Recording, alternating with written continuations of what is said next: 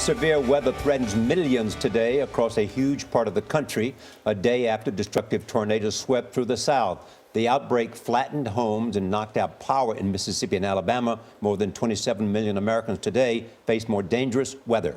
And this massive storm stretches from the south to the mid-Atlantic, carrying thunderstorms and snow.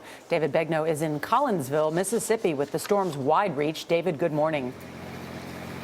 Good morning. This is the First Baptist Church in Collinsville, Mississippi, and the damage is substantial. On any given weekend, there would have been kids inside of that gymnasium. And look at the damage. Because the tornado hit during the week, it was relatively empty here at the church. This building right here, a classroom for Sunday school. Look at the chairs sitting on the edge right there. That would have been kids on any given weekend. But it was empty, except the pastor, his wife, and their son, who were in a nearby house, raced to the church and took shelter under a desk. It's in the water tower!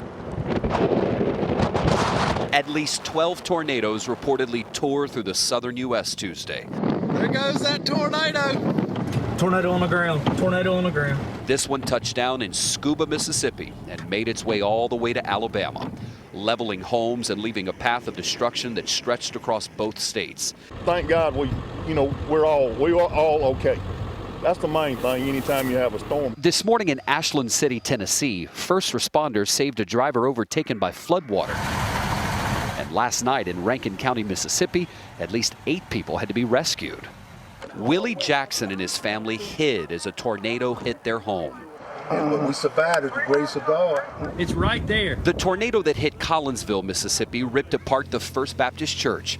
Pastor Wade Ricks told church members he heard the tornado sirens blaring and rushed his family to safety. The pastor loaded his wife and son up into this white Suburban and pulled it alongside the church, thinking the wall of the building would help protect the vehicle.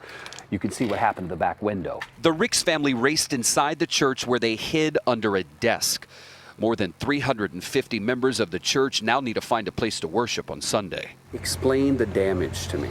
The damage is pretty extreme. Every building has received substantial damage.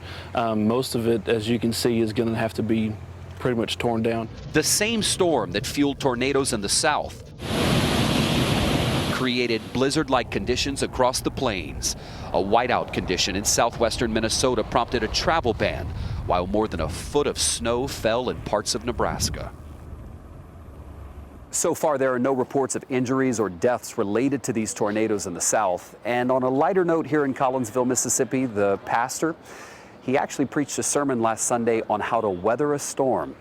At this point, he says, no sermons on weathering storms for quite a while. Oh, I'll bet his words came in handy, though. Thank you, David.